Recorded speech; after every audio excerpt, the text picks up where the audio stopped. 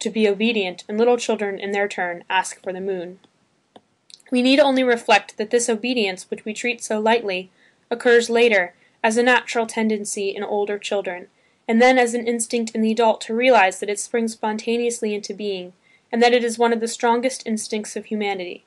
We find that society rests on a foundation of marvelous obedience, and that civilization goes forward on a road made by obedience. Human organizations are often founded on an abuse of obedience. Associations of criminals have obedience as their keystone. How many times social problems center about the necessity of rousing man from a state of obedience which has led him to be exploited and brutalized?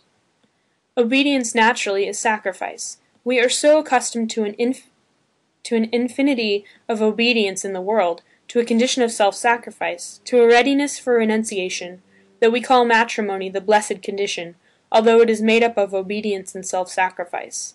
The soldier, whose lot in life is to obey if it kills him, is envied by the common people, while we consider anyone who tries to escape from obedience as a malefactor or a madman.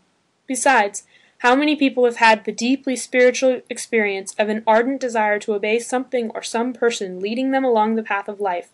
More than this, a desire to sacrifice something for the sake of this obedience.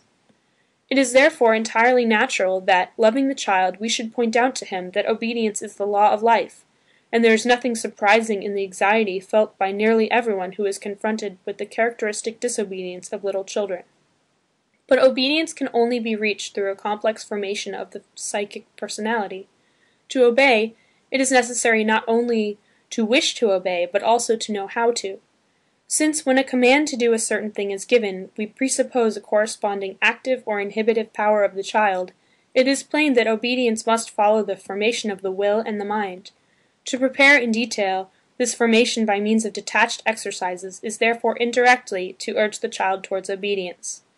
The method which is the subject of this book contains in every part an exercise for the will power, when the child completes coordinated actions directed towards a given end, when he achieves something he set out to do, when he repeats patiently his exercises, he is training his positive will power.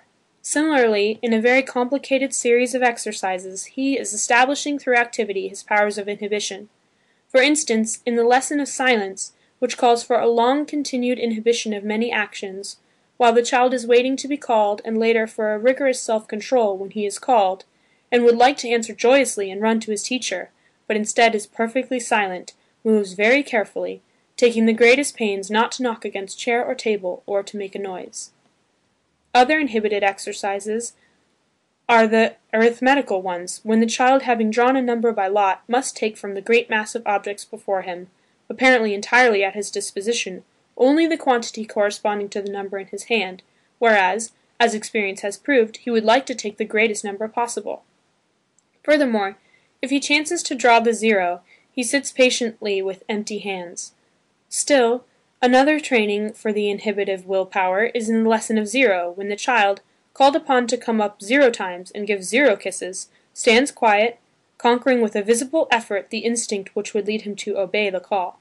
The child at our school dinners who carries the big tureen full of hot soup isolates himself from every external stimulant which might disturb him, resists his childish impulse to run and jump, does not yield to the temptation to brush away the fly on his face, and is entirely concentrated on the great responsibility of not dropping or tipping the tureen.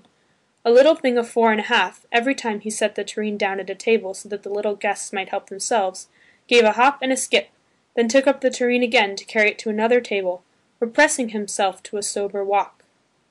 In spite of his desire to play, he never left his task before he had passed soup to the 20 tables, and he never forgot the vigilance necessary to control his actions.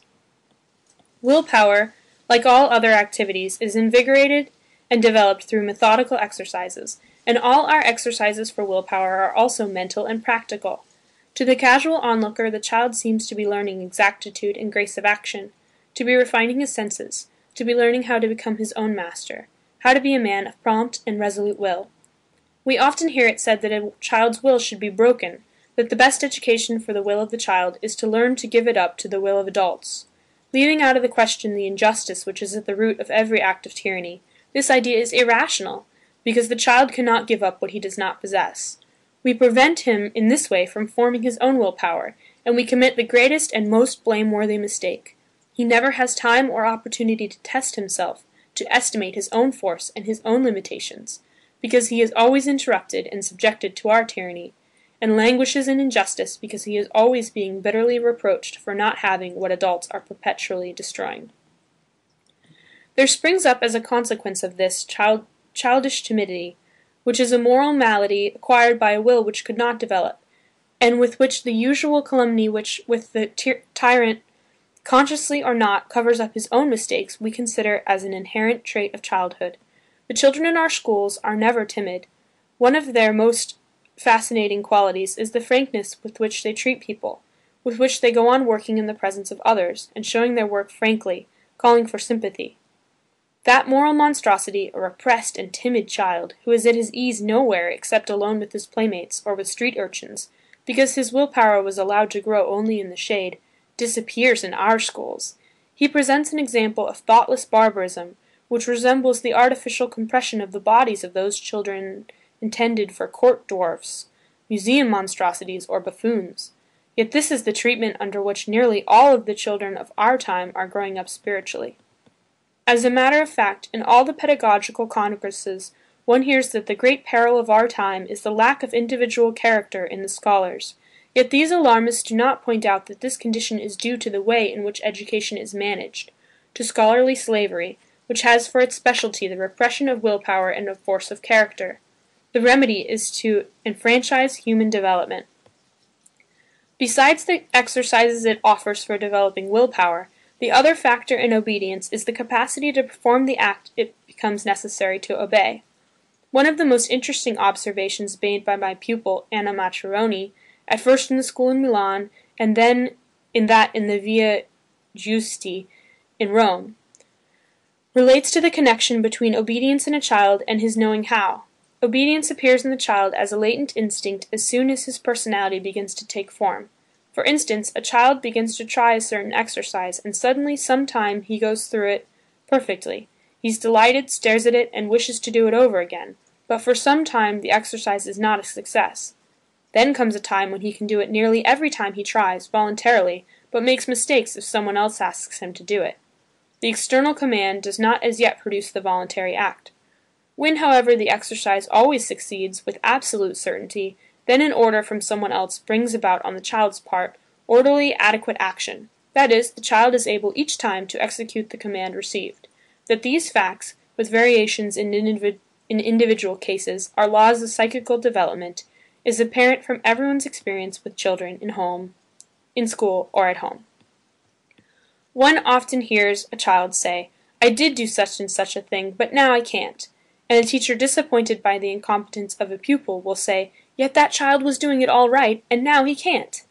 Finally, there is the period of complete development in which the capacity to perform some operation is permanently acquired. There are, therefore, three periods. A first, subconscious one, when in the confused mind of the child, order produces itself by a mysterious inner impulse from out of the midst of disorder, producing as an external result a completed act, which, however, being outside the field of consciousness, cannot be reproduced at will. A second, conscious period, when there is some action on the part of the will which is present during the process of the development and establishing of the acts. And a third period, when the will can direct and cause the acts, thus answering the command from someone else. Now, obedience follows a similar sequence. When in the first period of spiritual disorder, the child does not obey, it is exactly as if he were physically deaf, and out of hearing of commands. In the second period he would like to obey, he looks as though he understood the command and would like to respond to it, but cannot, or at least does not always succeed in doing it, is not quick to mind, and shows no pleasure when he does. In the third period he obeys at once, with enthusiasm, and as he becomes more and more perfect in the exercises, he is proud that he knows how to obey. This is the period in which he runs joyously to obey, and leaves at the most imperceptible request whatever is interesting him, so that he may quit the solitude of his own life and enter, with the act of obedience, into the spiritual existence of another. To this order, established in a consciousness formerly chaotic, are due all the phenomena of discipline and of mental development, which open out like a new creation. From minds thus set in order, when night is separated from day, come sudden emotions and mental feats, which recall the biblical story of creation.